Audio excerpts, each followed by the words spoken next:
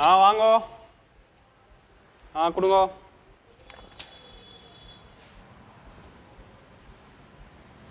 Sir Srinivasan 557. நீ சாகலையா? நான் எதுக்கு சார் சாகணும்?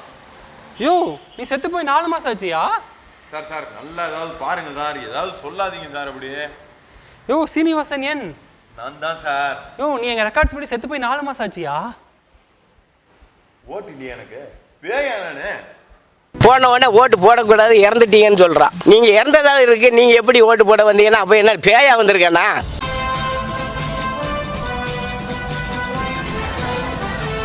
சார் ஒன்றும் பிரச்சனை இல்லை சார், நீங்க ஓட்டு போட்டுக்கலாம், ஒன்றும் பிரச்சனை இல்லை.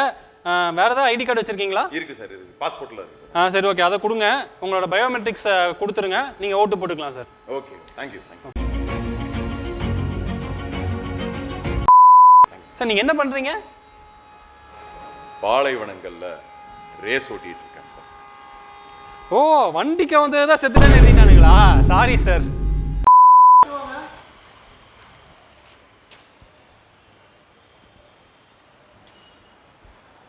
சார் 602 எவ்வளோ படி சார் ஓட்டு போட வருவீங்க? சார் இப்போ தான் சார் ஓட்டு போட வந்திருக்கேன். இது இப்போ தான் ஓட்டு போட வந்திருக்கீங்களா? Sir first time voter sir. அப்படியா? இப்போ தான் வாழ்க்கையில் ஃபஸ்ட் டைம் ஓட்டு போட வந்திருக்கேன். சார் ஓட்டு ஆல்ரெடி போட்டாங்க சார். ஆல்ரெடி போட்டாங்களா? சார் அப்கமிங் கட்சியில் பெரிய பொறுப்பில் இருக்கேன் சார். இந்த நிலமையா சார்? சுப்ரீம் கோர்ட் ஆனாலும் போய் நான் ஓட்டு போட்டே ஆவேன். எனக்கு ஓட்டு இப்போ எனக்கு வேணும் சார். நீங்கள் அங்கெல்லாம் ஒன்றும் போக வேண்டாம் சார், நீங்கள் டெண்டர் ஓட்டு போட்டுக்கோங்க சார். டெண்டர் ஓட்டா அப்படின்னா? சார் டெண்டர் ஓட்டு அப்படின்னா இந்த மாதிரி ஐடென்டிட்டி தெஃப்ட் நடக்கிறப்பெல்லாம் உங்களோட வேறு ஏதாவது டாக்குமெண்ட்ஸு காட்டி நீங்கள் வந்து இந்த மாதிரி டெண்டர் ஓட்டு மூலியமாக உங்களோட வாக்கை செலுத்த முடியும் சார். அப்புறம் ஏன் சர்க்கார் படத்தில் எங்கள் விஜய் கொடுக்கல? அதை உங்கள் டைரக்டர்கிட்ட போய் கேளுங்க சார், என்கிட்ட ஏன் சார் கேட்குறீங்க? சேர்ந்த விஜய் ரசிகர் மன்ற நகர துணை தலைவரான சரவணன் ஓட்டு போடுவதற்காக வாக்குச்சாவடி சென்ற நிலையில் அங்கு ஏற்கனவே அவர் ஓட்டினை வேறு யாரோ போட்டதை அறிந்து அதிர்ச்சியடைந்தார். எலெக்ஷன்ஸ்லாம் ரொம்ப சிறப்பாக முடிஞ்சிருச்சு. இந்த நம்பர் ஆஃப் ஓட்ஸ், அதாவது ஓட்டிங் பர்சன்டேஜ் வந்து பார்த்தீங்கன்னா ஒரு 7 மணி வாக்கில் ஒரு 72 அப்படின்ற மாதிரி அறிக்கை விட்டாங்க. ஆனால் திடீர்னு பார்த்தீங்கன்னா அது ஒரு அடுத்த நாள் பார்த்தீங்கன்னா ஒரு 69% தான் இருந்துச்சு அப்படின்னு ஒரு 2% குறைச்சிட்டாங்க. ஓ அந்த அளவுக்கு சொல்கிறீங்க. அது இண்டிவிஜுவலாக பார்க்கும்போது அதிகமாக இருந்திருக்கும், டோட்டலாக இவங்க கன்சாலிடேட் பண்ணி போடும்போது அந்த மாதிரி இருக்கும். தனித்தனியாக பார்த்தாலுமே இந்த சென்னையிலலாம் பார்த்தீங்கன்னா ஒரு மத்திய சென்னையில் கம்மியாக தான் பதிவாச்சு, வாக்குகள் ரொம்ப கம்மியாக பதிவாயிருக்கு. 7 மணியோட நிலவரப்படி வந்து அவங்க ஒரு ஸ்டாட்டிஸ்டிக்ஸ் கொடுத்தாங்க, அது கிட்டத்தட்ட ஒரு 64 அப்படின்ற மாதிரி இருந்துச்சு. ஓவராலாக பார்க்குறப்ப 56, 57 அப்படின்ற அளவுக்கு ஒரு 10% வந்து குறைஞ்சிருச்சு. எதனால அந்த குளறுபடி அப்படின்னு நமக்கு தெரியல.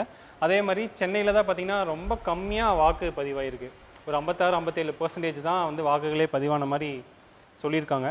ஸோ இதெல்லாம் ரொம்ப ஒரு ஹெல்த்தியான சைன் இல்லை.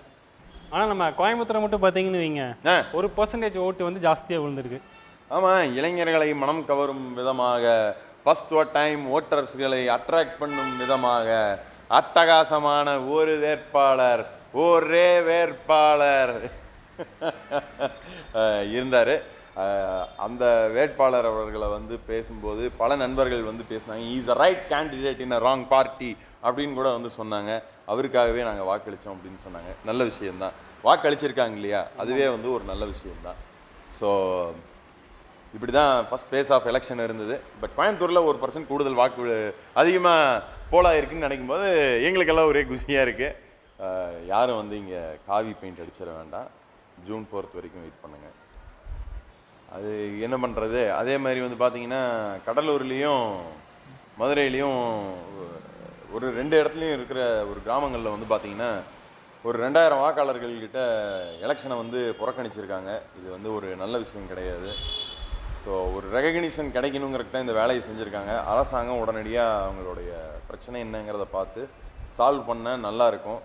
பட்டு எலெக்ஷனை புறக்கணிக்கிறதுங்கிறது வந்து ஒரு நல்ல விஷயம் கிடையாது. அட்லீஸ்ட் அவங்க வந்து அப்பியர் ஆகி நோட்டாக்காவது ஓட் பண்ணியிருக்கலாம். பட்டு அவங்க பிரச்சனை என்னன்னு தெரியாமல் நம்ம வந்து ஐடியாஸ் கொடுக்கறது சரியாக இருக்காது. சரி, நீ அடுத்தது என்ன பண்ண போகிறோம்? அடுத்து தெருல வரும்னு என்ன பண்ணலாம்? இந்த டீ ஆத்துறது எப்படின்னு போடுவோமா? எதுக்கு டீ ஆத்துறதெல்லாம்? இல்லை, நம்ம ஸ்டேட்டில் வந்து அதை தானே நிறையா பண்ணாங்க இந்த பிரச்சாரத்தப்பெல்லாம். எப்படி அதர் ஸ்டேட்ஸ் எல்லாம் பிரச்சாரம் நடக்கும்ல, கண்டிப்பா, எப்படி நம்மளை பார்த்தா காப்பி அடிப்பாங்க, ஆமா. டீ ஆத்துறது எப்படி, பரோட்டா சுடுறது எப்படி, தோசை சுடுறது எப்படின்னு வேணா போடுவோம், ஹிந்திலையும் இங்கிலீஷ்லையும் அடிச்சு விடுவோம். அதுல எனக்கு ரொம்ப பிடிச்ச விஷயம் என்ன தெரியுமா, இப்போ எங்கேயோ ஒரு இதுல ரோஜா மறுபடியும் அதே இடத்துல நின்றுருக்காங்க. இப்பயே வந்து ஆரஞ்சு ஒரு 2 லாரி ஆரஞ்சுல மாலை கோர்த்து ஜேசிபியில மாலை போட்டானுங்கப்பா. அட்டகாசமா இருக்கு. அதெல்லாம் வேற லெவல். பாகுபலியை மிஞ்சும் பிரம்மாண்டம் அந்த லெவல். அதான்